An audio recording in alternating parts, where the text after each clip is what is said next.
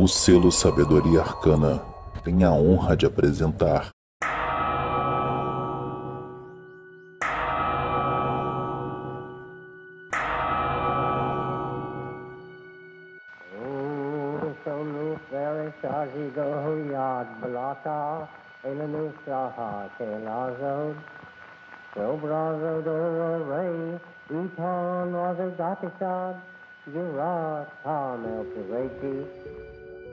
Olá, corações cingidos pela serpente.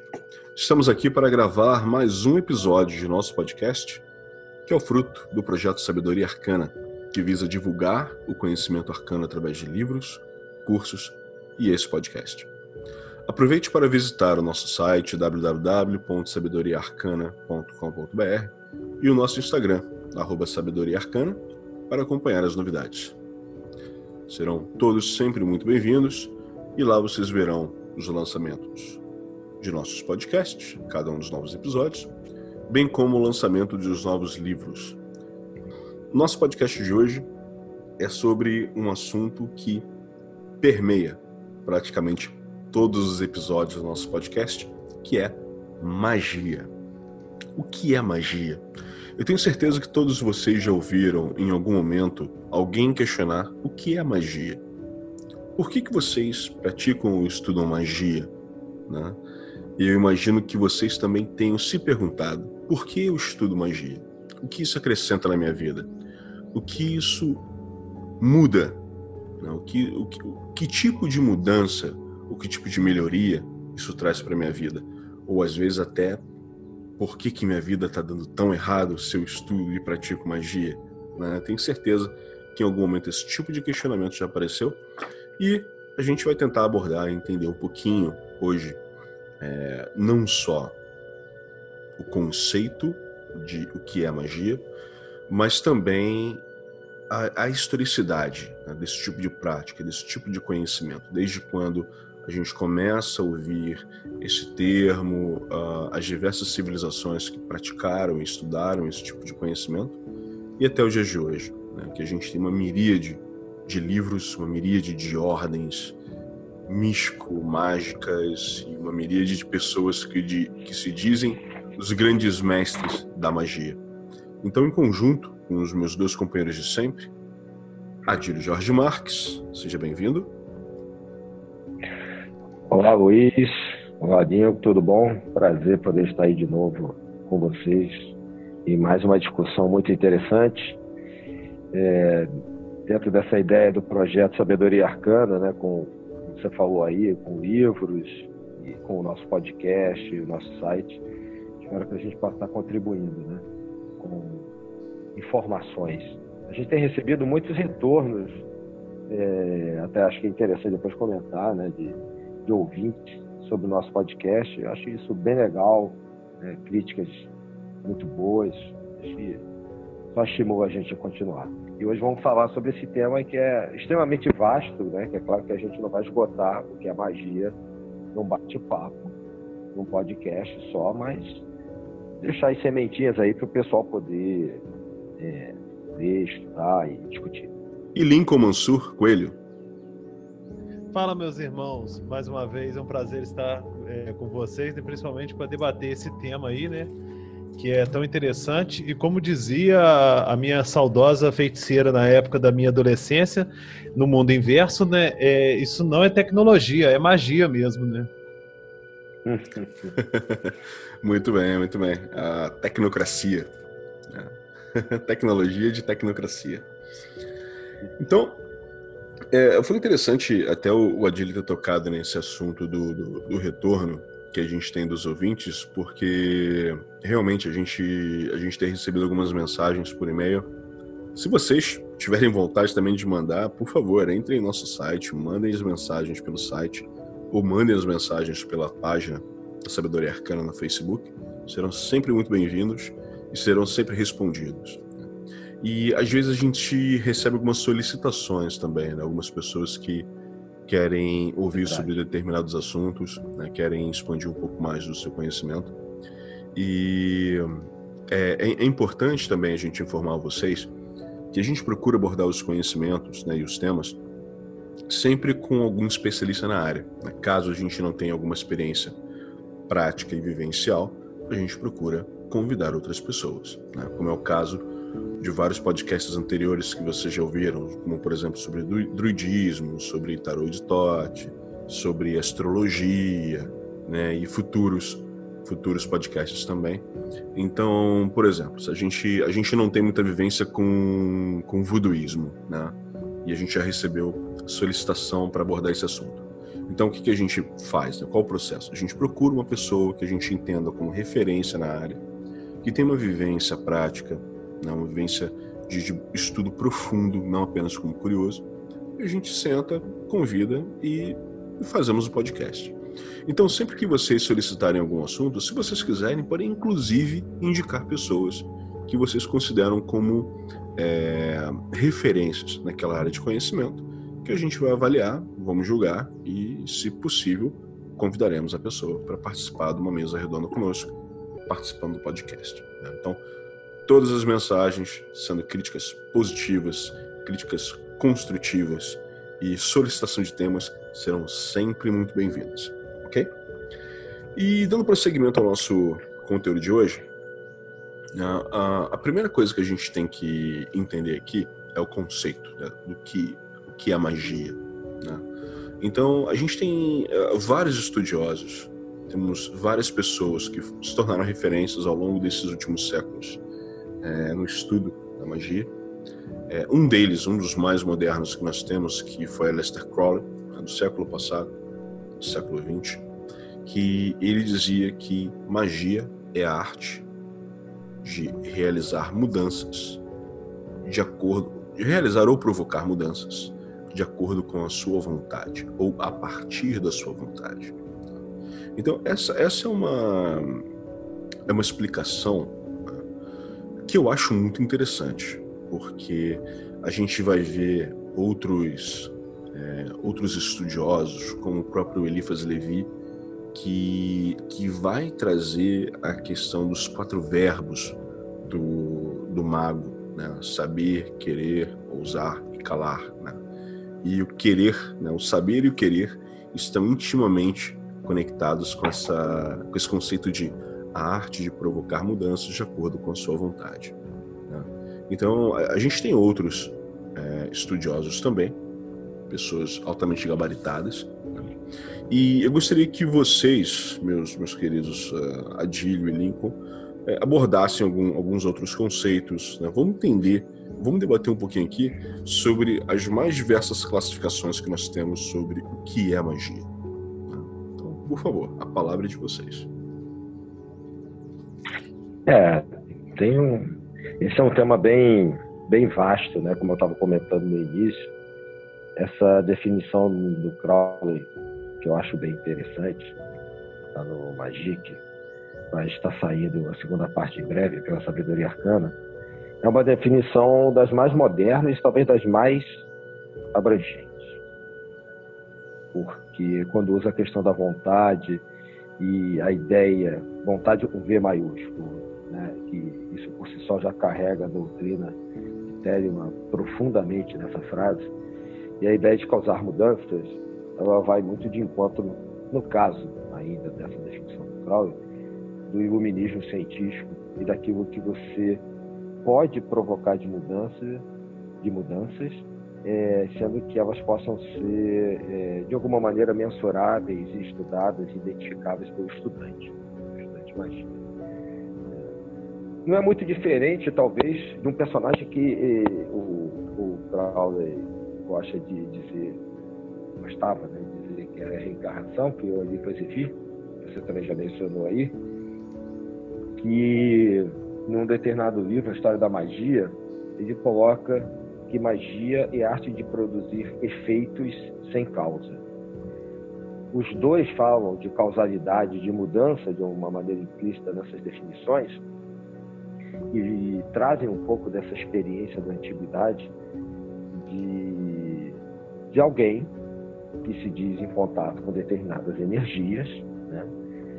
Seja capaz de viver no mundo natural, imerso nos 4 elementos, ou até mesmo considerando um quinto elemento, uma quinta essência, e nesse mundo produzir algum tipo de, ou, entre aspas, milagre, ou seja, algo que não é comum de acontecer no mundo natural, ou pelo menos mudar o curso de acontecimento das coisas. Tá? E essa é uma ideia que perpassa a antiguidade da magia egípcia, dos persas, aliás, de onde, apesar da palavra magia, né, ter uma conotação grega, né, de mageia, supõe-se que ela venha lá de trás, né, com a ideia de que mago é um sábio, é um magi, né, entre os persas, né, em português, o mago. Né.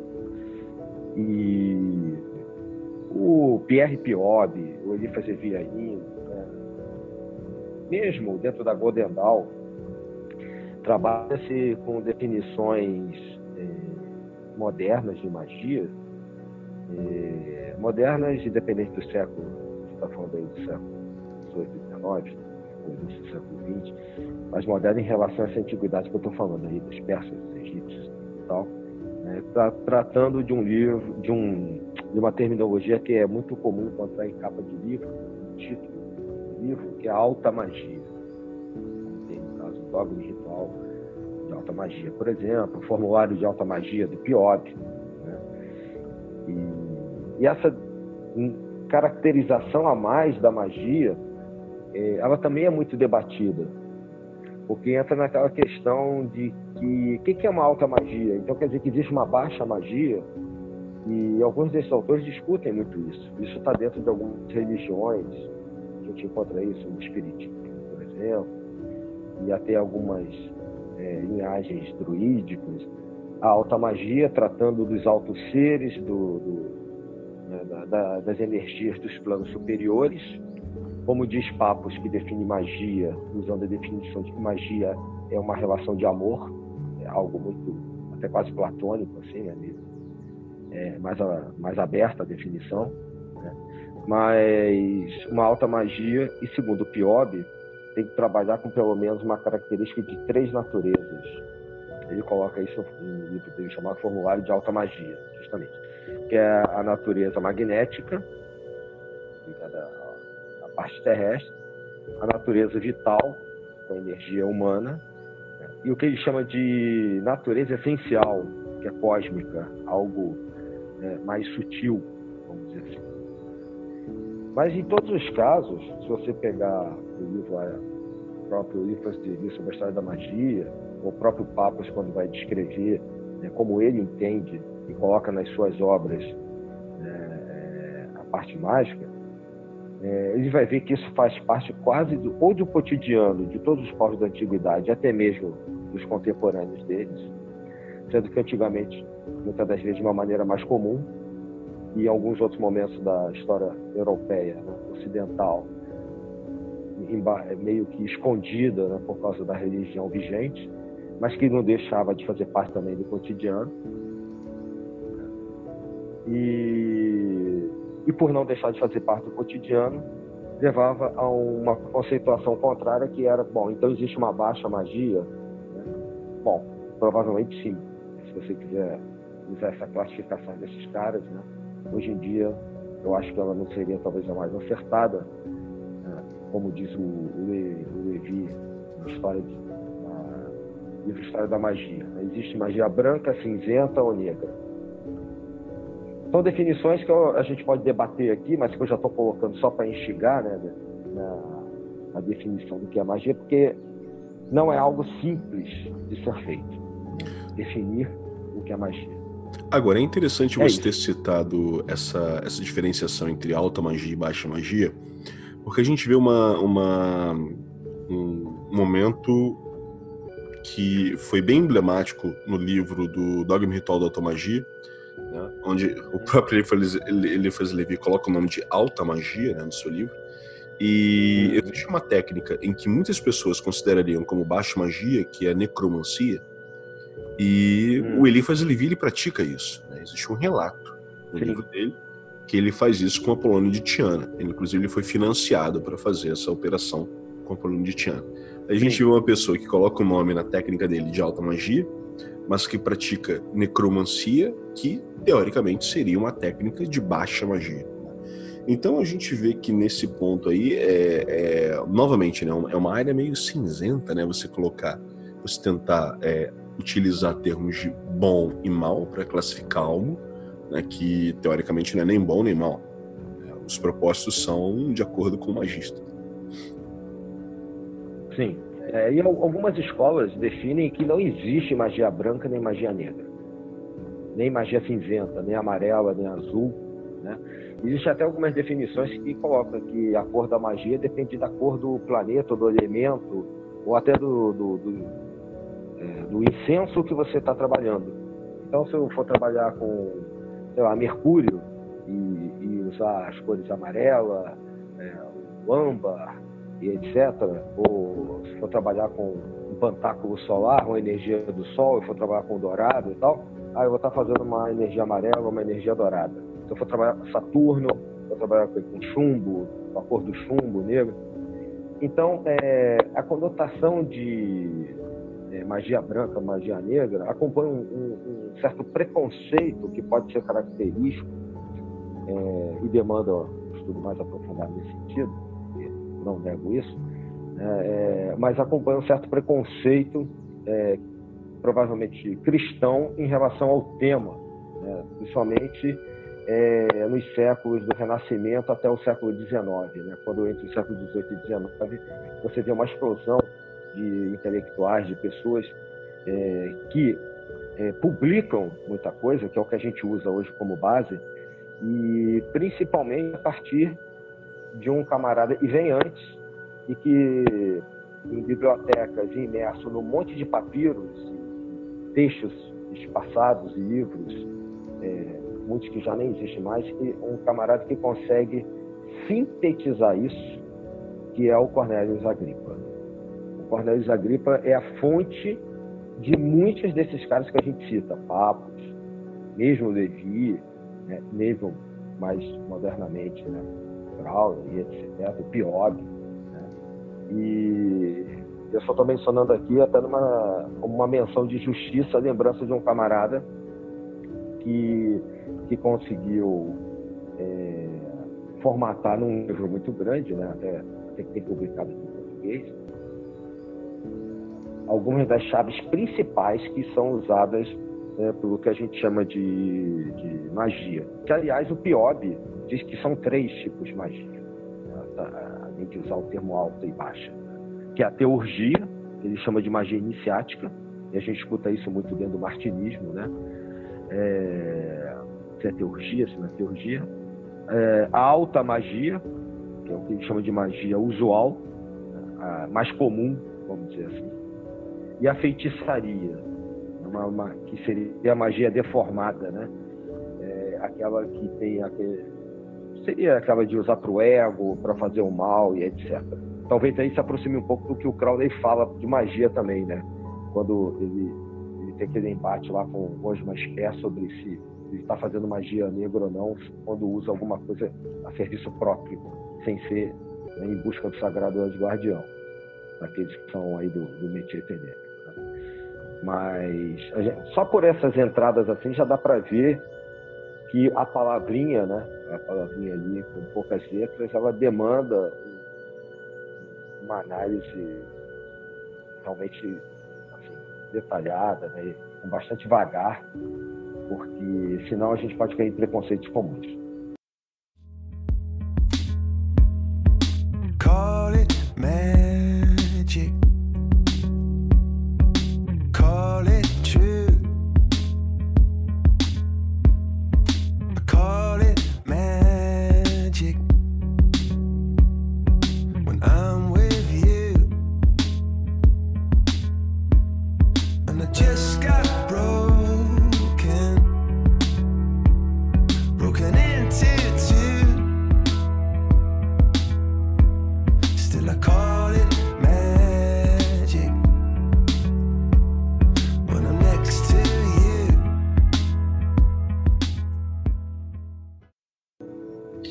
No meu caso, a questão da magia, A meu ver, tem até uma outra definição de magia do próprio Levi, né, que a magia é a ciência tradicional dos segredos da natureza que nos vem dos magos.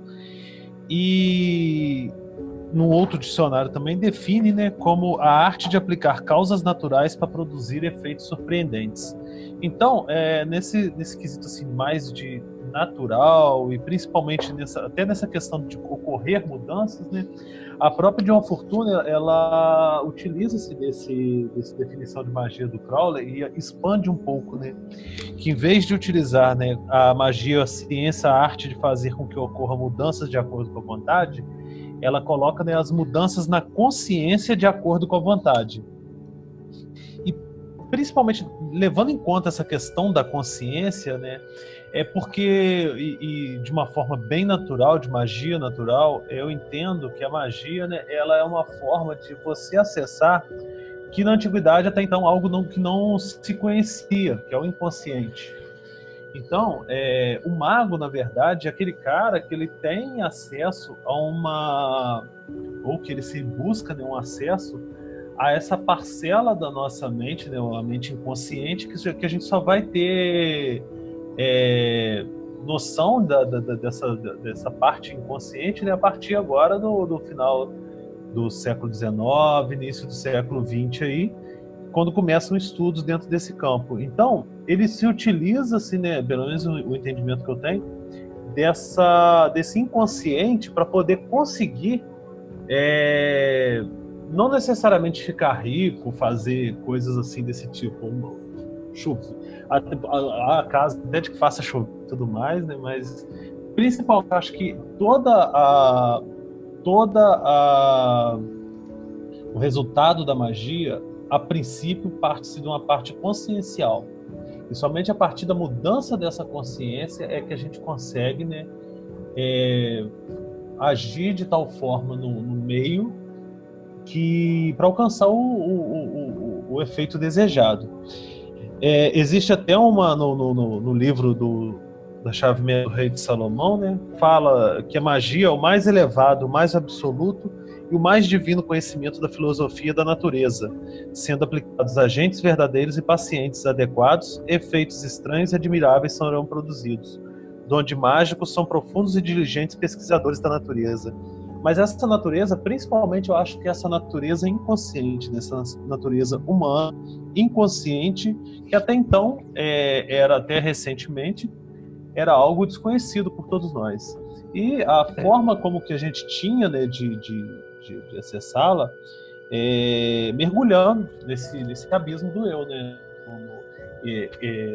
indo para o abismo através do abismo, né. Eu vejo que são as duas coisas, Nilton. Eu acho que para os caras mais antigos, essa ideia de inconsciente do eu não fica claro para mim que os camaradas trabalhassem com essa ótica. Não, porque eles não tinham esse conhecimento, né, de inconsciente. Exato. Mas o que eu entendo é que a base da aplicação da magia acaba sendo a mesma. Só que por algo que eles não entendiam, eles classificavam com o que eles tinham à mão. Mas, assim, basicamente, a ação é ação através dessa parte inconsciente, da mente inconsciente. Eles não tinham referência disso, então dava nomes de deuses, de espíritos, de coisas mais, assim, dentro daquele rol de elementos, de símbolos que eles tinham para poder caracterizar algo que era desconhecido para eles, mas que no final das contas nada mais era do que uma parte da mente inconsciente deles próprios, né? E a John Fortune, ela vai beber na fonte da Godendal, acaba sendo a grande impulsionadora, a grande inspiradora para a maior parte dessas tradições do século XX que a gente conhece, que existem até hoje, e que aí usam muito a questão do psiquismo, né? Se está fora de você o que está acontecendo ou não, se está dentro. Sim. Mas para os mais antigos, o acesso direto aos elementos da natureza, até porque o entendimento de que a natureza é uma entidade, é um Deus vivo, Deus-deusa, que é uma definição grega, né, de physis, natureza, eu vejo como a definição que esses caras usaram durante séculos, né? Você pega, por exemplo, o início lá do livro do Franz Barton, Magia Tática, que ele fala do caminho do adepto. O cara vai começar, como a maior parte dos estudos que tratam disso, tratando do conhecimento que são os 4 elementos, que são básicos. Colégio dos Magos, etc. e tal. Os 4 elementos enquanto componentes da natureza física, porque antigamente o que a gente chama de ciência hoje, o que a gente chama de magia, não era uma definição muito clara. Sim, mas se você reparar, esses 4 elementos, eles estão diretamente ligados por aspectos interiores, como você pode perceber, até a questão da personalidade, cada personalidade é característica de acordo com um dos elementos. Então, a pessoa mais sanguínea, fleumática, os humores, dos humores que estavam ligados. Então, basicamente assim, só que eles não tinham consciência dessa questão do inconsciente. Eles não sabiam da existência disso. Então, eu acho que... criavam-se, né, como é que eu posso dizer, conceitos a partir daquilo que eles tinham conhecimento da época. Então, por exemplo, a própria questão dos 4 elementos. Associa-se os elementos, que é algo que eles tinham acesso, que era real para eles, para explicar algo que está passando por dentro deles, né, no inconsciente e tudo mais. Ou como princípios, né? Não, eu não estou nem discordando assim, de você, só pontuando o que eu acho que é uma diferença importante para essa primeira questão que o Luiz colocou, né, de fundamentação do tema de hoje e tal. Porque a visão que a gente tem hoje, que eles tinham, não é a visão que realmente eles tinham da coisa. Por exemplo, 4 elementos. Pensa-se muito simplificadamente que eles entendiam fogo, a água e a terra, a água que você bebe, é o fogo que fica lá na fogueira, e não era isso. E não era. Entendido como princípios que estavam caracterizando aquela manifestação, e que aquela manifestação, enquanto princípio, existia dentro de si, né? Porque, por exemplo, o homem tinha líquidos dentro dele, né? E aí chegou a questão dos humores. Esses humores, ou no caso, né, esses 4 princípios formadores da natureza, eles também estavam dentro de cada um de nós. Esse é patente até os pré-socráticos, né? Aquele princípio da busca do arquê e tudo mais, né? Exatamente. Entendimento da cosmologia, de como o mundo se formou. Né? Aí o Tales, se não me engano, o Tales vai colocar lá que a água é o primeiro elemento, que a Terra estaria sobre a água. Mas não é água do oceano. Isso. É o princípio aquoso, com todas as suas características. E é com esses princípios que todos esses magistas vão trabalhar ao longo dos milênios. Acho que até isso fica bem patente com o Heráclito, quando fala do fogo, né? Como aquele fogo é aquela vontade que te faz levantar de manhã cedo e tudo mais. E ainda como fogo, aí ele trata daqui do Pantarrei, né? Do tudo passa, tudo passa. O fogo de Heráclito vai posteriormente dar origem à potência de Nietzsche, né? Isso, exatamente. E de acordo com que você... Schopenhauer vai usar isso também. Sim, Schopenhauer também. E de acordo com isso que você comentou, Lincoln, da questão do inconsciente e tal, realmente eu entendo que eles não tinham esses conceitos ainda, mas eles sabiam que havia um mundo interno a ser explorado, né? E a gente vê isso muito claramente em 2 tradições antigas e bem que até hoje influenciam na nossa história, né? Que é o xamanismo e a bruxaria. Então a gente vê o xamanismo desde da absurda antiguidade, né? Desde os primeiros povos gregários que criam as tribos, né? E começam a perceber que existe alguma coisa além de acordar, dormir, comer, fazer as suas necessidades e tal. E a bruxaria posteriormente também vai se aprofundar mais nisso, principalmente quando trata dos mistérios femininos, né? Que a mulher tem essa ligação mais forte, por exemplo, com a lua, né? Quando elas começam a perceber que a lua influencia o corpo delas de alguma forma, elas percebem que existe alguma ligação estranha que elas não conseguem identificar entre o mundo corpóreo delas e o mundo interno delas, com alguma energia que existe no mundo, né? E só elas conseguem vivenciar aquilo ali. E o xamanismo também propicia experiências aos seus praticantes, né? Através de ervas, né?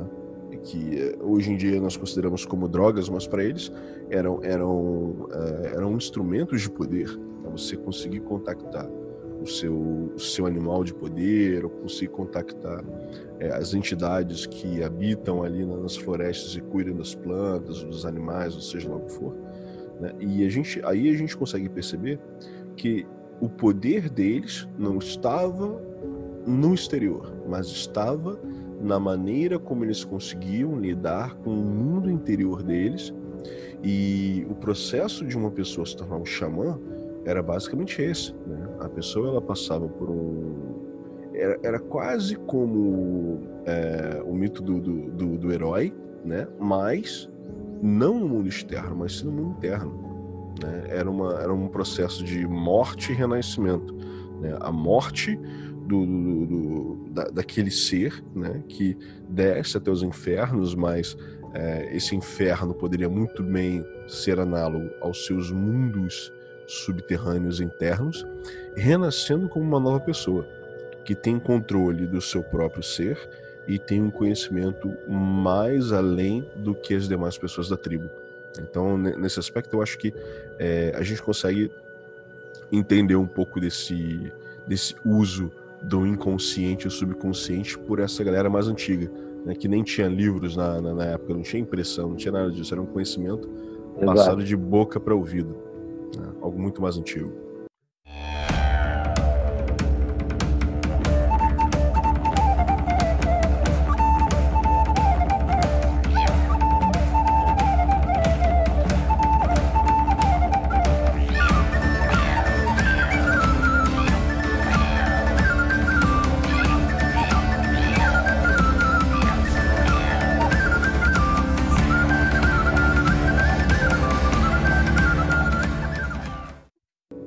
Exato. É um exemplo bom, né? Castanheira, uns exemplos interessantes sobre isso, né? Sim, Carlos Realmente Castanheira. a parte interna, né? Só como sugestão para quem está ouvindo aí, mas o xamanismo, enquanto base, né, de rituais e práticas junto a essa mesma natureza que a gente está falando, ele tem esses dois aspectos, o externo e o interno. Isso é importante. Só queria fazer um parênteses que não tem nada a ver, né, que existe uma diferença entre a bruxaria tradicional e a Wicca, né, que é modernamente falada desde os anos 50, desde o Bard, né? Quando eu falo da bruxaria, um eu falo daquela antiga de séculos atrás, praticadas pelas mulheres daqui da Europa de 7, 8 séculos atrás. Ligados ao culto da grande deusa, da grande mãe, etc. E que é um tema que a gente pode trazer no futuro podcast também. Né, sim. A questão, né, da arte, não a arte real como é chamada na maçonaria, mas também chamada arte, né, que é a bruxaria. É um tema mais que interessante.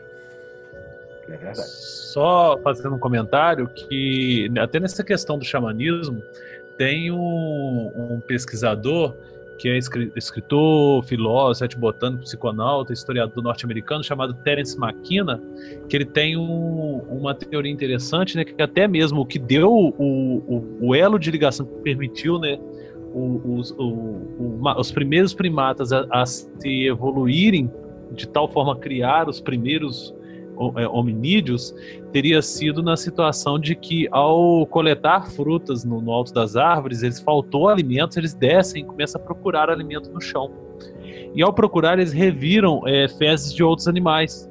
E ao revirar, procurando insetos para comer, né, eles teriam começado a fazer consumo de cogumelos alucinógenos que surgem, que brotam nas fezes.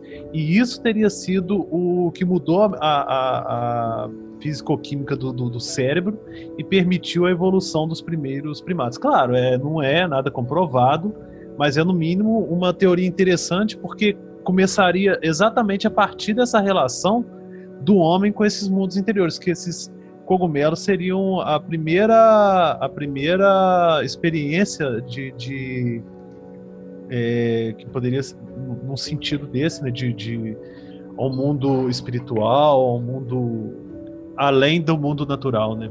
Eu O indico. Lincoln só dando ideia.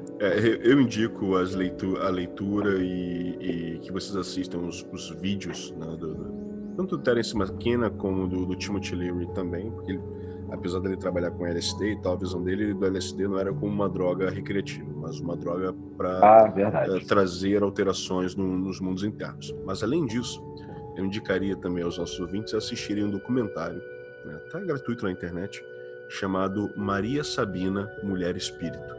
É um documentário mexicano de 79, se não me engano, que fala sobre a história de uma xamã mazateca que utilizava os cogumelos como um processo curativo, né, através de um processo xamânico. Mas o que é mais interessante é que na década de 60, 70, a gente começa a ver o mundo ocidental, né? Além daquela correria que houve do mundo ocidental para o conhecimento do Oriente, a gente também viu uma correria do mundo ocidental para esse tipo de conhecimento xamânico, né? A gente teve o caso do Carlos Castanheira. Falam muito mal, mas os livros são excelentes, os livros trazem insights muito interessantes, né? A gente não sabe se o que ele fala é verdade ou não, mas sendo verdade ou não, o conteúdo é interessante, vale a pena ser lido. E posteriormente o caso dessa xamã mazateca, Maria Sabina, onde artistas, autoridades, né, ao redor do mundo iam nela para passar pela cerimônia onde ela trabalhava com os cogumelos, né, os cogumelos mágicos. Então é interessante perceber o uso dessas substâncias não como drogas recreativas, mas como algo que os xamãs utilizam há séculos, há milênios na verdade, para facilitar o acesso aos mundos internos. Né? E posteriormente a gente vai ver esse mesmo objetivo sendo alcançado através de outras práticas, como por exemplo a yoga. Né? Para quem já leu algum livro mais aprofundado sobre yoga, como o Shiva Samhita, Hatha Yoga Pradipika, o próprio 8 leituras sobre yoga do próprio Crowley, eles abordam sobre isso, né? Eles abordam as técnicas básicas de yoga, como asana, pranayama, dharana, dhyana, como técnicas que facilitariam o praticante a acessar esses mundos internos, né? Através do controle do seu mundo físico, você acessaria esses conteúdos internos. Então, assim, a gente vê que o objetivo é o mesmo, as técnicas são diferentes, as ferramentas são diferentes, mas o objetivo é o mesmo, e a gente vê isso existindo há milênios, né? Então, assim, o xamanismo, a bruxaria, apesar de muitos estudantes de ocultismo relegarem isso a segundo plano, eu colocaria no mesmo plano da magia clássica cerimonial. O objetivo é o mesmo. A técnica, o caminho pode ser diferente, mas... Exato. Mas eu acho que o que você está listando aí, Luiz, são técnicas que fazem parte do mesmo conjunto e, dependendo da sua vontade, vão levar ao mesmo objetivo. Técnicas você mágicas. Usar viagem astral. Técnicas mágicas, exatamente. Você usar magia cerimonial, ou viagem astral, ou usar cristais, ou usar, por exemplo, uma planta dita alucinógena, ou qualquer outra coisa, o yoga e suas técnicas, suas múltiplas facetas e tal, todas elas são ferramentas, na minha visão. São técnicas que uma pessoa escolhe, que se adapta, porque naquele momento vai ser a melhor e etc., para conseguir atingir um determinado objetivo, que pode ser causar mudanças de acordo com a sua vontade, né? Como é a definição básica de magia. Então, existem definições assim, mais generalistas, mas que apesar disso eu acho interessante, que dizem, e o Papo já foge dessa definição, que viver, né, o amor e amar é uma forma de magia. Tudo que você faz é magia. O Crowley fala um pouco sobre isso também. Então, se você bebe água, você transa, né, se você briga com alguém, se você faz alguma coisa intentando um resultado, isso são formas de magia. O tempo inteiro você está fazendo isso. todo ato é um ato mágico, né? E tanto que a gente vê que Crowley coloca como as principais fórmulas desse novo on, né? Telema, que é vontade, e ágape, que é amor. Exato. Né? Então, Que é amor. É, Palavras gregas. E isso está até ligado até à própria evolução do conceito de arte, né? Porque a arte até na antiguidade era o domínio da técnica. E tudo que você faz envolve uma técnica. Se você domina aquela técnica, você faz arte. E ao fazer arte, você está fazendo também uma forma de magia, né? A alquimia é isso. Nós já falamos isso. Exatamente no podcast, isso. né? E até retornando um pouco essa questão do xamanismo, do antropomorfismo e da feitiçaria, né? O que é, na verdade, o xamã ou o feiticeiro? É o cara que tem acesso a esse mundo exterior, né? E a mesma coisa o yogi, que se afasta do mundo, para quê? Para ter acesso a esse mundo interior. Então, o que diferencia ele do ser humano dito comum é só mesmo ter esse acesso a esse mundo interior, independente, né, de qual técnica que ele vai se utilizar para isso. Seja de respiração, seja de uso de plantas mágicas e tudo mais. Então, basicamente, tudo depende também desse domínio de uma determinada técnica, né, para você chegar aonde você quer, né, uma mudança consciencial, uma interiorização e tudo mais. Eu só estava querendo pontuar aquela hora que você falou, Lincoln, porque, por exemplo, uma questão, né, aqui para vocês. Tá, as percepções interiores, o domínio de suas intenções, ou a realização de sua vontade, ou suas concepções internas, são objetivos, como vocês estão colocando. Mas muitos desses magistas queriam a materialização por meio de técnicas mágicas. Por exemplo, a Goécia então se encaixaria como uma manifestação de algo dentro de você, por uma busca, como por exemplo, uma busca interior, ou algo que você está manifestando fora. Aí você pode até levar até a questão mesmo xamânica, né? Que dizem que uma das teorias daquelas pinturas das cavernas era pintar algo que gostaria que se materializasse depois. Então você pinta a caçada porque você quer que aquela caçada obtenha o resultado de pegar tal coisa. Embora tenha várias outras interpretações, né? Mas aí você que pega a história do Pasquali, por exemplo, de que nas reuniões do Zé Luz Cohen, no século XVIII, a ordem na qual teve o Escolho de São Martin, da Batista de Hermógenes, etc. e tal, La Chose, né, era uma manifestação, né, e com esse nome, aparecia e ditava vários ensinamentos, etc. Sim, mas os caras deram em francês. Até e eram mesmo técnicas mágicas. Até mesmo a teurgia, que é no caso que vai ter uma materialização. Qual era o objetivo no final de tudo do próprio Wilhelmos, por exemplo? Do Wilhelmos, não. Martinez Pasquali. Martinez Pasquali. Qual era o objetivo que ele queria com essa manifestação? O objetivo não era a manifestação em si, mas sim uma mudança interna. Nem sempre. Não. Mas a ideia não era que você, a partir do contato com os anjos, mas você não ascenderia aos planos superiores? Não. Nem todos os trabalhos do Zé Cohen, por exemplo, era assim. Existia um que, por exemplo, ele queria limpar a atmosfera da Terra, do planeta Terra, de todos os elementos diabólicos negativos que traziam a maldade, as doenças, etc. Né? Era um trabalho...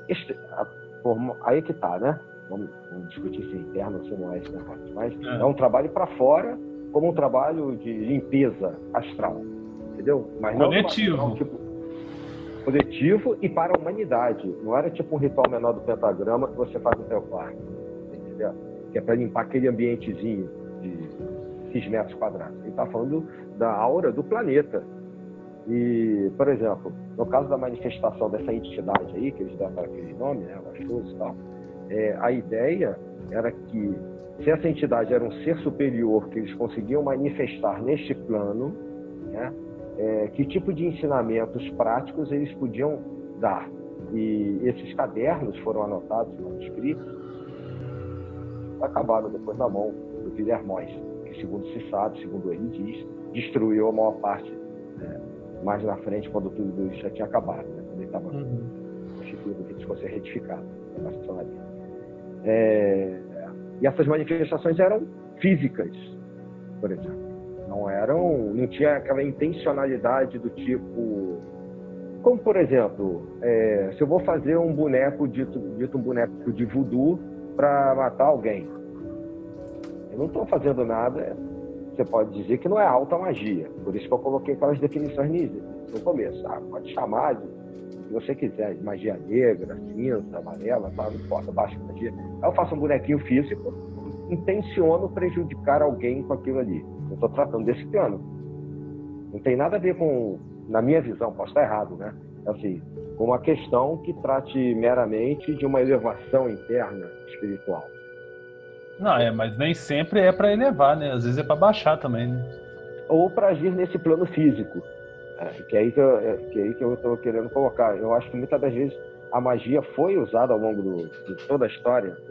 Me parece isso, inclusive o Levi, né, e o próprio Pior e tal, alguns que eu já mencionei aqui no início, que ela tinha suas funções práticas também. Não, por exemplo, sim, mas o que eu quero dizer é que ele utiliza, assim, não, assim, mesmo se for para utilizar na prática, no mundo material, mas ele está recorrendo a algo que é interior. E quando você faz lá o bonequinho de voodoo e tudo mais também, você está buscando um acesso a uma entidade, a algo que você dá o nome de entidade, espírito, do que for, mas é algo que é interior também, então é uma energia interior, é nesse sentido que eu tô querendo, você acaba acessando o seu próprio inconsciente para poder gerar manifestações no físico, sim, mas você está utilizando dessa situação que você não sabia o que era, uma energia que você não sabia, dava-se o nome de Deus ou entidade, o que for, espírito, elemental, mas é algo que acaba sendo, né, de certa forma, inerente ao seu inconsciente. Você está agindo com o seu inconsciente, no final das contas. Isso me lembra, inclusive, a discussão de que se os espíritos goéticos são espíritos externos ou se são representações do conteúdo inconsciente, né? Exatamente. Por isso que eu mencionei, porque essa é uma discussão que não se fecha, né? Sim, verdade. Sobre a Goécia, por exemplo. Verdade. Agora, é interessante você ter citado essa questão aí da ação sobre o plano físico, porque a gente vê também, em muitos momentos da história, a magia como ferramenta para tomada e conquista do poder. Né? Sim. Não só para os magos que praticavam isso no dia a dia para conseguir alguma coisa boba, digamos assim, comparado com as grandes conquistas, né? A gente tem um exemplo, da rainha da Inglaterra, que empregava como seu principal conselheiro John Dee, que era um magista, né? Alquimista e magista, astrólogo e tal. E que acabava muitas das vezes usando isso de uma certa maneira, tá num plano sutil, mas para materializar, fosse o que a gente chama de enoquiano, ou através da parte astrológica com a qual ele trabalhava, ele fazia rituais, existiam rituais sobre isso, para que a Inglaterra vencesse suas demandas econômicas e políticas. Ele era contratado da Inglaterra para isso. Existe inclusive existe inclusive a história da destruição da armada espanhola por uma grande tempestade. Isso, que ele vai consultar os astros e tudo mais, o dia de agir. Até acho que o dia da coroação da Rainha Elizabeth foi ele que definiu a melhor data. E a gente tem isso mais recentemente, ainda dentro dessa discussão se está dentro, está fora, externo ou no interno e tal. Quando na Segunda Guerra Mundial, a gente sabe que muitos remanescentes da Golden Dawn, o próprio Crowley participou disso, no papel histórico da Vitória e etc. A John Fortune fala disso. Né? Quando um grupo de magistas na Europa fazia batalhas mágicas contra um grupo de magistas alemães, enquanto a pancadaria estava comendo no campo de batalha, no plano físico, mas num outro plano, né? Supõe-se que desse confronto mágico, algumas mudanças aconteceram no trânsito, né, em alguns acontecimentos ali que deram o destino à Segunda Guerra Mundial. Isso é meio famoso. Tem até aqueles relatos acho que é da Avril, que todos os oficiais da SS se reuniam num castelo na Alemanha, aí eles faziam um círculo, etc. Era a mesma situação de encenação da Batalha da Luz contra as Trevas, né? Só que eles achavam que eles eram portadores da luz, né? Havia inclusive um ritual de iniciação para os membros que eram admitidos à SS, né? Porque eles se tornavam membros também da Sociedade Vril e, se não me engano, também da Ordem do Sol Negro, que eu acho que já existia naquele momento, né? E também há relatos de que quando as forças alemãs, né, nazistas, entravam em cidades, haviam oficiais designados pela SS para ir atrás de livros ocultistas, né, mágicos, para levar para a biblioteca do Terceiro Reich.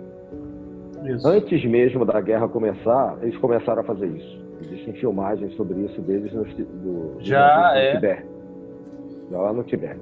Sim, eles começaram a maluquice ocultista deles, que até um tema a gente pode ir acabar se perdendo aqui e tal, mas o Estado nazista era um Estado político-religioso. Não era apenas uma política econômica ou ideológica, né? Era uma política, vamos chamar de religião, porque constitui-se uma religião, mas totalmente calcada em símbolos ocultistas e mágicos. A própria defesa do arianismo, por exemplo, que o arianismo a gente sabe que o povo ária é um povo indiano, mas que, de acordo com eles, teria vindo lá da Atlântida, né, os remanescentes de Atlântida, que teriam migrado para a Europa, e ali eles chegaram a clarear a pele, loiro, de olho azul, etc e tal, e superiores ao restante da raça humana, né? Mas isso aí é uma deturpação da Blavatsky. Mas isso os caras fizeram, eles chegaram a esse ponto. Sim. Não à toa a gente via, inclusive, situações em que pessoas que eram tidas como referência, tinham conhecimento místico e mágico, eram presas e torturadas por eles, né? Foi o caso do Franz Bardon, que inclusive falece anos depois de que ele foi solto, em decorrência de complicações por conta das torturas que ele sofreu enquanto cativeiro. Ele e um aluno dele, um estudante dele. Então, sem dúvida. Sem contar os vários maçons e martinistas, etc., que foram parar em campos de concentração, né? Inclusive para quem era maçom existia um símbolo específico, né? Tinha a estrelinha lá dos judeus, a estrela de homossexuais, de ciganos, testemunho de Jeová, inclusive, e maçons. Isso. E avançando um pouquinho, lembrando também que durante a Guerra Fria havia também, né, institutos para guerra psíquica, tanto nos Estados Unidos quanto na União Soviética também. Sim, inclusive tem um livro interessante chamado Por Detrás das Cortinas de Ferro, se eu não me engano, que fala sobre isso. Eu acho que é isso. Exatamente. Tem um filme chamado, acho que é Ocultismo Nazista, que trata do que a gente está falando antes. Tem esse livro aí que você está falando, que vem da Guerra Fria. É bem interessante. E eu acho que é o exemplo mais recente que a gente tem, né, assim, de grandes guerras. A Guerra Fria foi uma grande guerra que envolve vários países, durou anos, e duas grandes potências lutando uma contra a outra, e ambas as potências empregaram técnicas ocultistas de pesquisa de poderes paranormais para tentar sobrepujar uma outra, né? Enquanto tinha uma galera tentando sobrepujar com poder armamentista, tinha um outro grupo tentando sobrepujar com poder espiritual. Né? Exatamente. É bem muito interessante. Difícil você separar. É muito difícil você separar ao longo da história a ideia de poder, né, de poder material, político, né, de poder mágico. Normalmente essas pessoas estão associadas aos dois lados. Mas a gente vê que, inclusive, isso é uma representação que a gente vê lá atrás, com os antigos egípcios, que se utilizavam desse tipo de conhecimento, né, para governar. Porque o poder do faraó não era um poder apenas político, né, era um poder espiritual. Sim. Ele era um deus da terra. E claramente eles utilizavam técnicas mágicas para representar alguns conceitos espirituais. Tanto que as antigas escolas de iniciação que a gente tem conhecimento hoje em dia, né, são do antigo egípcio. A gente vê grandes filósofos da antiguidade, filósofos gregos, como o próprio Platão, por exemplo, que vai para o Egito, passa alguns anos no Egito estudando, para depois retornar para a Grécia e levar o conhecimento que ele recebe no Egito, né? Que inclusive, eu até estava citando pro Lincoln, né, mais cedo, antes da gente começar a gravar o podcast, que de dois diálogos de Platão, Timeu e Critias, que falam da existência de uma terra antiga que era Atlântida, né? Obviamente, a gente não sabe se a Atlântida existiu ou não, mas é interessante a gente saber que existe uma referência de um grande filósofo, né, grego, que foi para o Egito e disse que no Egito ele ouviu falar da história sobre essa terra, né? E aí, por isso que a gente vê aquelas referências, tinha Atlântida, a Atlântida sucumbiu, mas antes disso alguns sábios foram para o Egito, né? E no Egito a gente via essa, não vou dizer usurpação, mas a utilização desse conhecimento iniciático, mágico, né, para reforçar o poder político que aqueles faraós e os sacerdotes tinham sobre a terra, sobre o Alto e o Baixo Egito.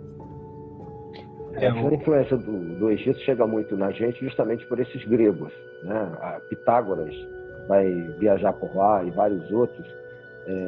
Todos esses caras, como aconteceu com os antigos druidas que estudavam 20 anos para dizer que se tornou, né, chegou a ser um druida, como a gente discutiu naquele outro podcast, esses antigos filósofos que formavam suas próprias escolas viajavam muito comumente para o Oriente e havia uma referência muito forte às escolas ligadas já há algum tempo ao que a gente chama de Egito, né?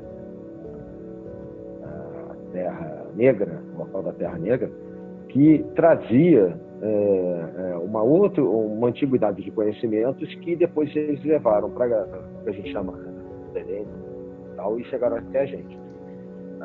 Agora, essa ideia, justamente, que o faraó fazia de juntar poder no mundo físico com poder espiritual, né, que era simbolizado de uma certa maneira pela coroa que ele usava do Alto e do Baixo Egito, né, no Alto e do Baixo Nilo, de uma certa maneira é a mesma coisa que das coroas que depois você vê, inclusive no próprio Papa, né? O coroamento do Papa, tá, inclusive em formato, o chapéuzinho e tal, é muito parecido com Mitra. A Mitra, exatamente. No Egito, até a questão, se você pegar, é uma teocracia, é o governo divino, né? E tem essa visão do faraó que ele nada mais ele não é só a encarnação de Deus na Terra, ele é responsável o universo só funciona porque ele está ali fazendo o papel do Deus na Terra, né? Então, todo esse funcionamento do universo só vai estar de acordo porque tem o faraó ali fazendo o papel que lhe cabe, né? Então, é muito patente essa relação entre magia e poder no Antigo Egito. Mas também, ao longo da história, a gente vê em vários outros casos, as próprias lendas arturianas, né, colocam ali o Mago Merlin como até a própria forma, né, que o rei Arthur tem de ascender ao poder é através da magia, tirando a espada da pedra. Então, mesmo sabendo que são uma forma mitológica, alegórica e tudo mais, a gente vê essa relação do poder temporal com o poder mágico, né? A churchyard in the wood, the sword and anvil stood, and Arthur drew the sword out of the stone. The anvil now defeated, his quest for a sword completed, a sword that was to place him on the throne. É porque não tinha muita separação. É isso que a gente estava colocando no início, né? O que era culminado, né, o que passa a ser controlado, seja por um xamã, né, a partir do momento que a sociedade se organiza, seja por um representante político, um faraó que seja, né, um papa, qualquer coisa assim, é a centralização daquilo que existe no cotidiano daquela sociedade. Certo. Até mesmo essa definição de que o direito divino do monarca, da fonte do poder dele ser divina, nada mais é do que uma interpretação também mágica, só que com um viés mais cristão, católico, de uma religião instituída, que meio que, apesar de abolir a magia em si, assim, nas suas outras formas de manifestação, mas tinham uma visão dessa mesma teocracia, né? Só mudando um É verniz. uma forma de centralizar poder. Exatamente. Né? Isso é que vai de um pouco de encontro entre a ideia, que, por exemplo, dos celtas e druidas, e o que a gente chama da antiga bruxaria, por exemplo, com as constituições de sociedade que a gente tem modernamente, ou mais modernamente, na Europa. Né? Porque aquilo que estava disponível para todo mundo, né? Para qualquer, vamos chamar assim, entre aspas, né? Uma boa conotação, para qualquer bruxo, para qualquer bruxa, para qualquer pessoa, para qualquer um que tentasse estudar a natureza para se tornar, ou buscar em si suas realizações internas, né, suas aspirações espirituais e dominasse aquilo, passa a ficar reunido na mão de determinadas pessoas que detêm aquele caminho, né, que detêm a indicação se você pode ou não pode seguir por aqui, né, ou então se só ele tem o poder de ter a decisão absoluta, né, até chegar à questão da infalibilidade papal. O Papa nunca erra, né? Está lá com o séculozinho dele, as coisinhas. Então, essa é a mudança política que tem, né, deslocamento de poder da época do Egito, por exemplo, que é o berço disso tudo, que é uma matriz simbólica para isso tudo até hoje.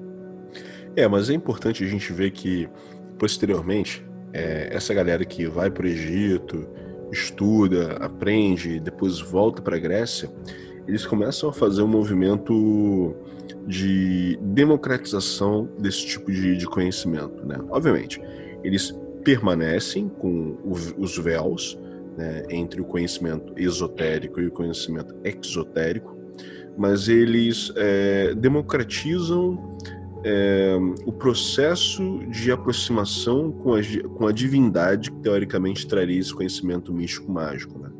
A gente vê nos cultos helênicos, por exemplo, e iniciáticos na Grécia, posteriormente em Roma também, que assimila muito desse conhecimento grego, o culto a vários deuses como Baco, Mitra. A gente vai ver também a deusa Hécate, que posteriormente ela começa a ser adotada como deusa padroeira, digamos assim, deusa padroeira da bruxaria, já que está envolvida com a representação lunar, né?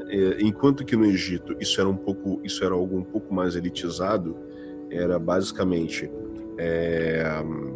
permitido apenas aos membros da realeza e aos sacerdotes, né? Isso na Grécia e posteriormente em Roma se populariza um pouco mais.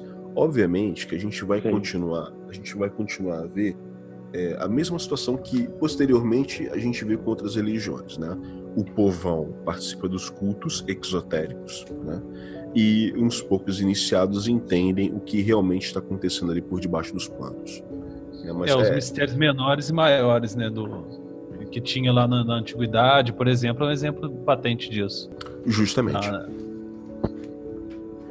É interessante ver que os gregos trazendo a mudança aí para o cenário naquele momento, né, de democratização do conhecimento espiritual, digamos assim, né? E ainda assim eles utilizavam aquele processo, né, de transmissão de boca a ouvido, utilizando os mitos, principalmente, né? O conhecimento era transmitido através de mitos, né? Enquanto que no Egito já era uma outra forma, né? A gente não tem muito acesso ao conhecimento egípcio, né? A gente tem alguns resquícios, mas eu acho que do conhecimento do mundo helênico a gente consegue falar um pouco mais, né? Já que a gente teve mais acesso, apesar do conhecimento ter sido transmitido de boca a ouvido, chegou mais coisas aos nossos dias, né? Então, mas ainda assim os mistérios maiores ainda são um mistério, né? Porque até pela própria pela própria impossibilidade de se divulgar isso, eles permaneceram assim, a gente conhece algo, principalmente dos mistérios menores, mas dos maiores mesmo, eles conseguiram não deixar isso muito ser de conhecimento público, né? Eles conseguiram segurar isso. Não tinha internet, né? Eu acho que o mais importante que a gente tem ali hoje é o que sobrou, né? Eu acho que o que a gente tem como herança em termos de tipo de magia, entendimento de magia, que foi sendo sintetizado pelos povos que eles conquistaram e que depois acabaram de alguma maneira chegando, né, até ali a Idade Média, e até que fossem compilados por pessoas como o Agripa, por exemplo, e Levi, etc., que sistematizaram, pelo menos, né, essa parte inicial, básica, né, que a gente conhece como as escolas mais baixas de magia. Agora, uma herança disso é a medicina, né, que a gente poderia entender lá atrás como magia, por exemplo, ligada ao uso de plantas, coisas desconhecidas, alquimia com as plantas e astrologia e tal, em escolas, como, se não me falha a memória, acho que é no de Memphis, por exemplo, que legou um conhecimento interessante para a Europa nesse sentido. Essa sistematização da magia, que vai acontecer principalmente com a Agripa, por exemplo, ela só é possível por causa do Renascimento e da redescoberta de certos textos, principalmente os textos herméticos, durante o Renascimento, que quando eles têm acesso a isso, né, aos textos herméticos lá de Alexandria e tudo mais, há um reflorescimento, né, desses temas, e a partir do contato, né, e da ampliação dos contatos dos saberes, permite, por exemplo, a Agripa montar essa sistematização e utilizando para isso, principalmente da Cabala. A gente falou um pouco isso até sobre quando nós discutimos no podcast da alquimia também, mas boa parte dessa nossa forma de magia moderna é muito descendente dessa questão do renascimento, desse reviver da magia aí durante o Renascimento. Foi conformado dessa forma, né? Assim, essa conformação que a gente tem hoje, ela é moderna, sem dúvida.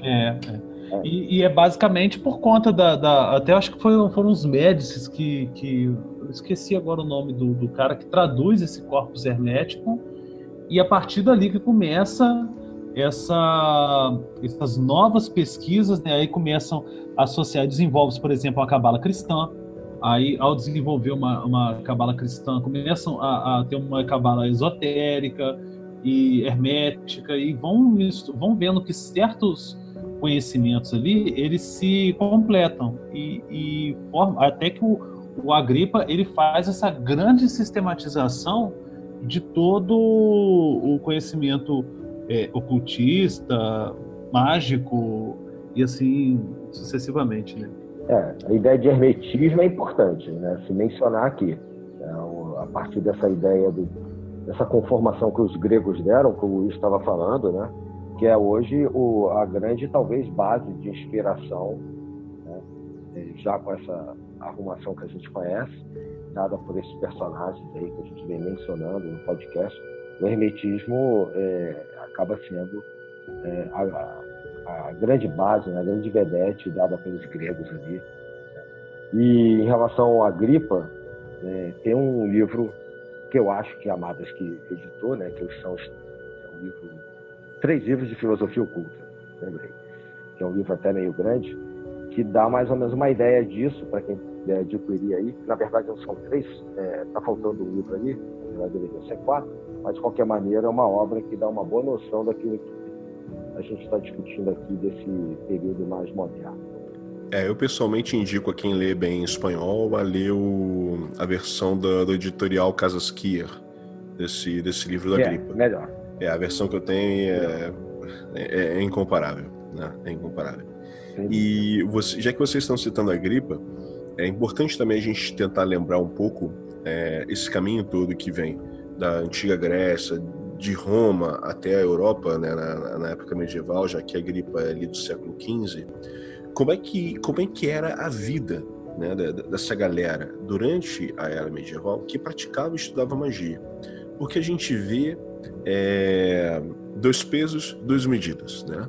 A mulherada que praticava bruxaria, né, ou que tinha algum tipo de culto que não era aceito pela Igreja Católica naquele dado momento, era queimada na fogueira, né? Com as mais variadas acusações, né? Inclusive, posteriormente não, naquele mesmo momento acontece a mesma coisa com os Cavaleiros Templários, né? Utiliza-se o poder que se tem em mãos para poder acusar quem você não gostasse ou um grupo de pessoas que você quisesse destruir, e eram queimados na fogueira. E as pessoas... Quem quiser entender isso, lê o Malleus Maleficarum, né? Isso o aí. Martelo das Bruxas, você vai entender o que eles faziam. E, em paralelo, a gente via aquelas pessoas que eram conselheiros de reis e imperadores que também estudavam e praticavam magia, alquimia, astrologia, e eram aceitas na corte, né? Então eram 2 pesos, 2 medidas. Se era uma coisa não aceita pela igreja, vamos botar na fogueira. Mas se era uma coisa ali que estava ajudando o rei ou o imperador naquele determinado local, ok, beleza, vamos fazer vistas grossas. Isso é muito interessante. Inclusive, a Igreja Católica em si, para quem já foi ao Vaticano e tem noção do tamanho da biblioteca que existe no Vaticano, se eu não me engano, é o local que tem a maior concentração de livros sobre magia e ocultismo no mundo, né? E já ouvi histórias também de que no Rio de Janeiro, né, havia um local, né, onde um dos monges superiores lá, inclusive, praticava rituais mágicos, né, dentro daquele mosteiro. Junto com vassariar. Junto com vassariar, inclusive. Né? Então, assim, a gente vê sem dar nomes. Inclusive o Grimório do Papa Honório, né? A figura do Papa Honório. Existem vários exemplos durante o período medieval de padres que se envolviam com práticas mágicas, obviamente faziam isso por debaixo dos panos, né? Mas isso a igreja fazia vistas grossas a isso, né? E queimavam as bruxas, né? E também para os conselheiros da corte faziam vistas grossas. Então é interessante a gente entender um pouquinho aí também como é que acontecia esse processo de aquisição de conhecimento, transmissão de conhecimento, e como é que era visto pela sociedade, pelos grupos dominantes ali na época medieval, a prática mágica. Existe uma teoria de que essa questão até da busca, né, da perseguição das bruxas, é relacionada com a questão da relação por exemplo, que a mulher, enquanto mulher que concebia as crianças e tudo mais, a bruxa era condenada porque ela tinha um conhecimento de controle de natalidade, por exemplo. A bruxa, quem era considerado bruxa, na maioria dos casos, eram as mulheres que faziam procedimentos abortivos.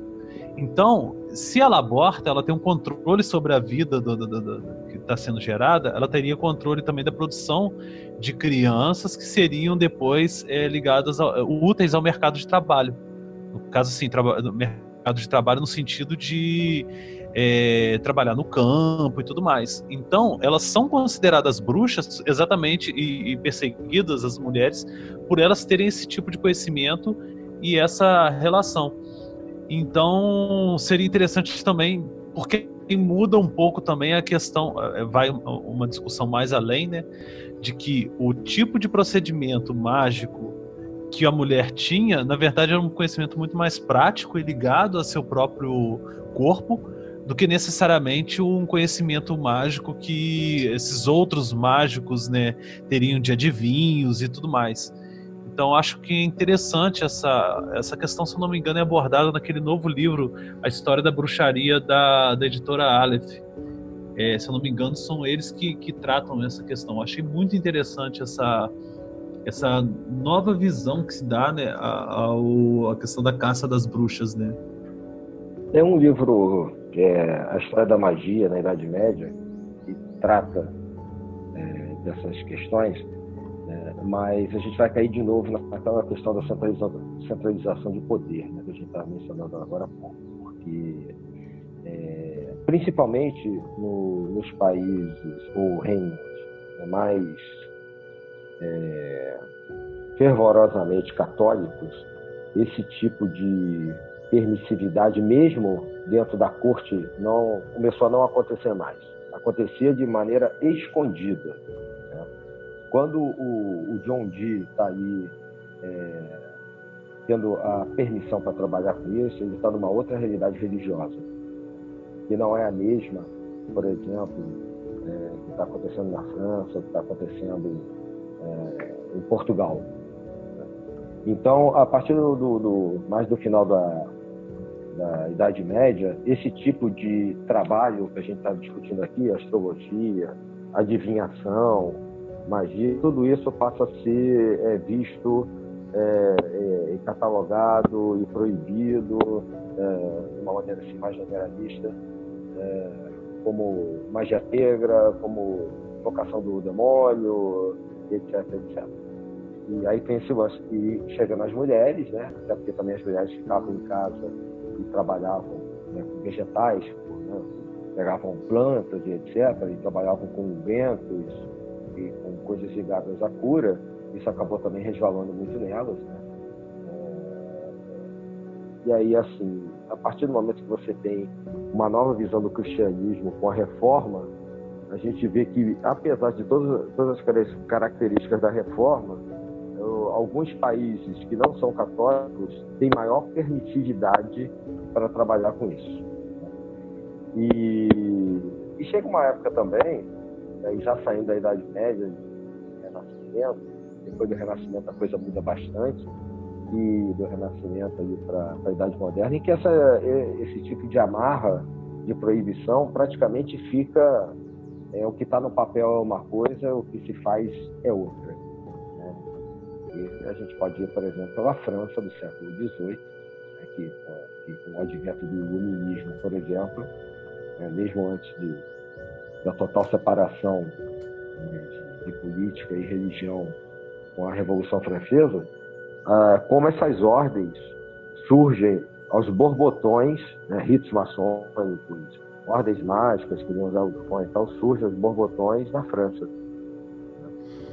Mas aí isso eu acho que vai depender muito do momento. Mas aí é interessante a gente perceber que aí quando surge esse momento do Renascimento e um pouco depois, existe um processo de elitização da magia, né, onde quem tem dinheiro, quem tem posses, é que realmente vão se vincular a esse tipo de estudo, né? Até porque se torna uma coisa mais intelectual. Obviamente havia umas práticas mágicas, mas se depende muito de um bom nível intelectual e de um bom suporte financeiro para poder se dedicar a esse tipo de estudo. Tanto que a gente vê posteriormente isso também dentro da maçonaria, né? Naquele dado momento, na França e na Inglaterra, as pessoas que se envolvem com a maçonaria, e a partir daí que acaba surgindo esse conceito, né, de que todo maçom é rico, ocorre naquele momento, né? Você vai ver que quem se liga na maçonaria basicamente são os burgueses, né? São os empreendedores, são os comerciantes, são os senhores de terra, né? Eles que vão entrar na maçonaria. E naquele momento, muitas das vezes, a maçonaria era a porta de entrada para outras drogas, quer dizer, desculpe, para outras ordens. Então, a gente vai ver, por exemplo, o caso dos cavaleiros eleitos elos Cohen, né, do Martinez Pasquali. O que ele fez? Né? O trabalho teúrgico, ele cria a ordem dele como se fossem graus superiores na maçonaria.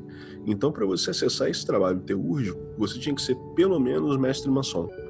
E para você ser mestre maçom, bem, você não podia ser um pé rapado, né? Você não podia ser ali o sapateiro da cidade. Dificilmente você seria aceito numa loja maçônica.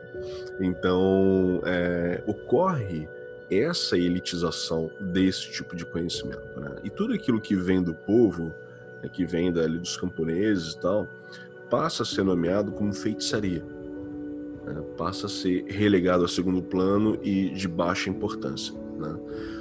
E, obviamente... Mas isso não é culpa da maçonaria. Não é culpa da maçonaria. Eu citei a maçonaria como um dos exemplos de ordens que as pessoas acessavam e que precisavam ter uma certa grana para poder fazer parte. E a maçonaria acabou se tornando um dos primeiros portais a esse tipo de conhecimento um pouco mais avançado, né? Era como se fosse o reduto de recrutamento da galera.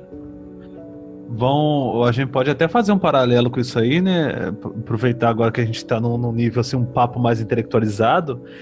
Se a gente analisar, por exemplo, aquela obra do Foucault, quando ele analisa aquela questão da história da loucura, que os loucos, eles nesse mesmo período histórico aí, eles estão sendo jogados, excluídos socialmente, jogados para hospitais psiquiátricos e tudo mais, por não serem economicamente viáveis.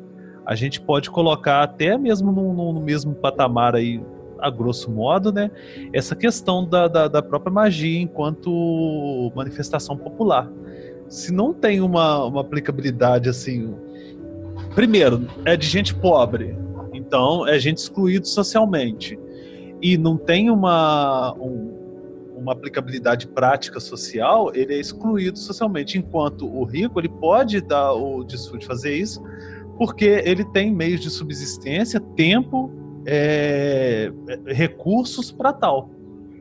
Então, pode-se até verificar nesse sentido, né? Tem um detalhe também que é o seguinte: na época anterior que o Luiz colocou, né, quem está dando as cartas é a Igreja Católica. Aquilo que vai bater de frente com a doutrina tem que ser jogado fora. A gente vê que a astrologia, por exemplo, né, que apesar de a gente saber que servia como ferramenta para a astronomia, isso só se caracteriza depois com o advento da Revolução Científica. Então a gente vai falar de século XVII já. Esse período que o Luiz está colocando agora, quem define, né, quem coloca a margem, o que é magia, é a ciência e não mais a igreja. Mas antes a igreja fazia isso. Mas você pode ver até essa questão da questão do pragmatismo, da visão pragmática que tem a partir dessa até ascensão da burguesia, quando, por exemplo, o cara que faz medicina popular, que trabalha com ervas e tudo mais, ele é tolerado enquanto ele está tendo a aplicabilidade prática desse conhecimento. Quando isso já não é interessante para esses grupos, né, sociais, aí a ascensão da medicina, enquanto afirmação social maior, ele já é excluído como mago, como curandeiro, como charlatão e tudo mais. Porque o paradigma é a ciência. Entendeu? Antes é a religião institucionalizada, que a princípio era na Europa, que é o cristianismo católico. Então, como exemplo, a astrologia é pecado mortal. E fazer guerra não é, até onde eu sei, pode estar enganado. Mas assim, de pecados. Não é o caso depois da época da maçonaria, que a ciência que está dizendo, assim, se eu consigo me especializar em medicina e eu não consigo, pelo método científico, comprovar que o cara que está ali trabalhando com plantas, não estou dizendo que eu concordo, estou dizendo como é a questão daquele momento do método científico, se institucionalizando, né? Principalmente do final do século XVII, depois da Royal Society e tal, até a época de 1717, quando entra ali a maçonaria, tudo na Inglaterra. Inglaterra e França ali polarizando isso. Aí, se eu não consigo, pelo método científico, categorizar aquilo que aquele cara da plantinha está fazendo, e aquilo ali é feitiçaria, aquilo ali é senso comum, saber popular, né? E aí você começa a categorizar, a colocar quem tem condições de estudar, que aí entra o poder econômico, aí a ciência se associa a uma classe de política, né, de economia, que o povão, que trabalhava com a coisa natural, com a coisa do dia a dia, desde a época lá de trás, como da bruxaria, por exemplo, passa a ficar num outro patamar. Essa categorização mesmo a gente tem hoje. Sim, mas o que eu tô querendo assim, pontuar, principalmente, é porque isso é tolerado quando não tem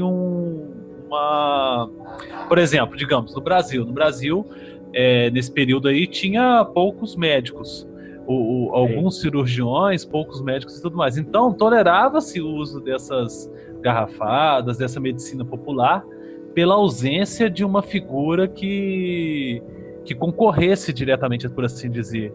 Então, como não tinha formação, aceita-se o curandeiro pela falta do médico, por exemplo.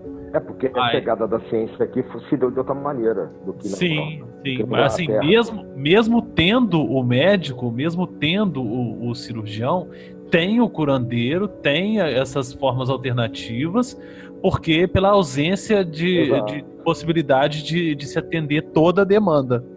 Uhum. Isso que eu acho Mas não interessante. deixava de ter a separação. Não, isso é fantástico. Mas não deixava de ter já uma separação entre aquele que tinha Com uma certeza. formação dita médico, né? E o cara que estava fazendo porque aprendeu com o pai dele, né, do que a gente vai dizer do cotidiano, do senso comum. Não é à Isso toa só que vai se acentuar com o tempo. não é à toa que eles se chamam de doutor até hoje, né? Mesmo não tendo o título. Doutorado. Exatamente. Vem muito dessa época, né? A partir desse processo de elitização, a gente também começa a ver um movimento um pouco inverso, né? Posterior ao renascentismo. Eu não sei se vocês concordam com isso, que a gente começa a ver, por exemplo, com o próprio Papus, né? Que ele começa a publicar os livros, E é interessante quando a gente pega, por exemplo, os livros do Papus, como Tratado Elementar de Magia Prática e tal, a gente vê que é quase é um manual básico de o que é magia e como você faz um trabalho mágico de forma didática, né? Acho que foi um dos livros mais didáticos que eu já li na época da minha adolescência, explicando sobre o que era magia. Se a gente comparar os livros do Papus com os livros do Eliphas Levi, por exemplo, o Eliphas Levi é acadêmico e Papus é ensino médio, digamos assim. Né? Acho que é uma coisa bem básica. Mesmo posteriormente a gente vendo o caso da Golden Dawn, por exemplo, né, que ainda é uma ordem elitista, né, no seu momento, a gente também vê depois um movimento do próprio Crowley, em que ele pega o conhecimento que ele adquire na Golden Dawn, dá uma burilada e começa a publicar os seus livros, né, os equinócios, né, os 10 livros, os 10 volumes básicos do equinócio, o Equinox, e a gente vê de novo um movimento de tentativa de tirar essa elitização desse conhecimento e apresentar esse conhecimento mágico, não vou dizer para o povão, né, mas de forma pública. A gente vê os rituais e os trabalhos que ele tinha, que ele realizou na Golden Dawn, né, publicamente. É a primeira vez que a gente vê esse tipo de situação, né, um conhecimento que era iniciático, dentro de uma ordem fechada, que só participava quem tinha dinheiro, quem tinha uma certa preponderância na sociedade, sendo publicado de forma aberta. E esse era o objetivo do Crowley mesmo, quando ele fala que aqueles véus ali, aquela coisa meio oculta, escondida desse conhecimento, era justamente o que dificultava o homem no seu caminhar espiritual, né, no seu avanço espiritual. E aí a gente vê Crowley, posteriormente a gente vê Alcyon Osmansper, a gente vai ver John Fortune, né? Pessoas que começam a pegar aquele conhecimento que era elitizado e apresentar para a sociedade através dos seus livros publicados. Você não via antes disso ninguém falando sobre ensinando rituais em livros assim abertamente. Obviamente existiam os grimórios, né, antigos, mas aí era uma outra história. Estou falando agora de um conhecimento mais elitizado, mais intelectual, mas ainda assim com um trabalho mágico, né? O que vocês têm a dizer sobre esse determinado momento da sociedade que foi iniciozinho do século XX? O ambiente histórico ali mesmo é todo de um questionamento de status quo, de mudança de paradigma muito grande naquele período histórico ali. O próprio, se a gente vê o que está rolando de paralelo ali, tem o desenvolvimento da teoria da psicanálise, tem a quântica depois. Isso, tem todo um movimento de mudança de observação de mundo mesmo, de entendimento de mundo, que vai culminar do que nesse bololô que a gente está hoje aí, né? Mas tudo parte dali. Inclusive, o que se muda da visão de sociedade, o que se muda da visão do próprio consciente, inconsciente, o que se muda em todos esses aspectos, muda também no campo da magia, com a publicação desses tipos de coisa. Passam a entender que não é certo mais ficar isso guardado, fechado, resguardado num potinho, 7 chaves e tudo mais. Não. Até mesmo a forma de fazer magia. Em vez de você ter, né, todo um aparato que é difícil o acesso, difícil de você conseguir, cortar a vara da moreira à meia-noite, quando o gato preto miar lá no não sei o quê, numa lua cheia, isso aí já não é necessário. Por quê? Porque muda-se todo esse paradigma social e isso também reflete na própria magia, né? Muda-se o paradigma científico e muda-se o paradigma mágico também, né?